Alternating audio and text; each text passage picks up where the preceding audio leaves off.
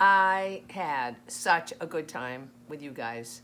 And what a celebration. And apologies again for having to leave early, but you probably already got the email, adding another week. So we're going to go another Wednesday and we'll go 9:30 to 11. You know, I was going to add the 15 minutes here and the 15 minutes there, and somebody said they didn't want mornings and someone said they didn't want later.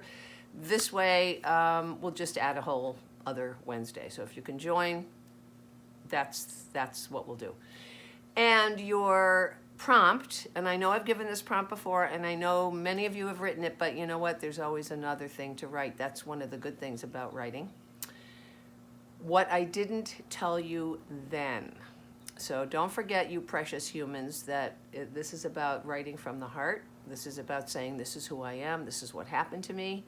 And the more you go deeply, that's the adverb deep, the more you are willing to be vulnerable and say, I'm not a perfect being, I'm not an expert, the more powerful the piece will be. But you already know this. So I'll see you Wednesday at 9:30, and I love you totally, totally, totally. And my hair is a little better.